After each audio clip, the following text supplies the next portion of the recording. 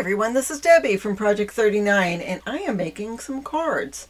I am using the fabulous stamp set Meet Me in Wonderland from the Not2Shabby box of the month. There are 3 sets of stamps in the box of the month and I'm taking ones with the characters from Meet Me in Wonderland, and this one is a Cheshire Cat.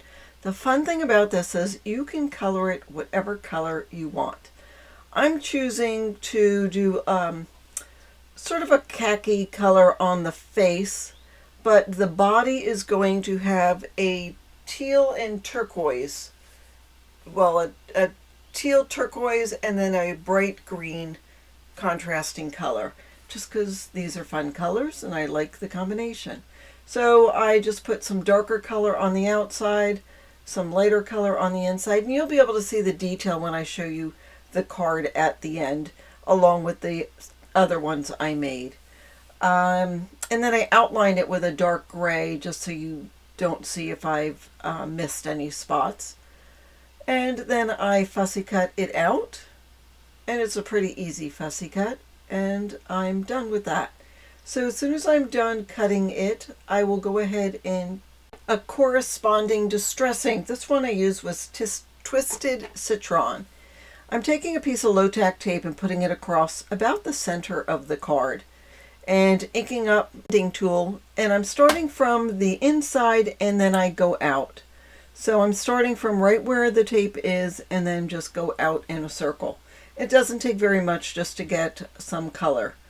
And then I will put on some dimensional adhesive on the back of my Cheshire Cat, and I'll apply him to the card a little bit below that line, and it appears that he's floating in air, and I enjoy the look of this, although I've done it with the March Hare and the other characters, and they all too seem like they're floating in mid-air, and it's really a neat look.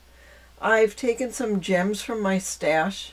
I took some green ones and some turquoise ones and just put it randomly around the outside of the cat on the top of it, just to add a little sparkle to it.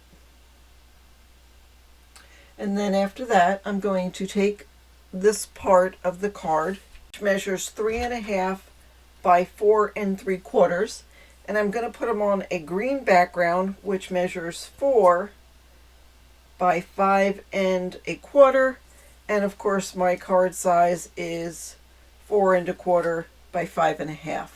So I've got a couple of layers. I did add some dimensional adhesive on top of that card just to add a little bit more interest. And really it's a very simple card. You could use this technique with all of the characters that come in the set.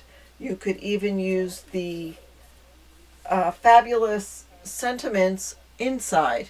And here are the cards that I made with that process. As you can see, I used different colors for the bases and the background, and I think these would make a nice set to give to someone. I will be doing on my channel, Project 39 mini albums, a quick tutorial on how to make a box to hold all these cards.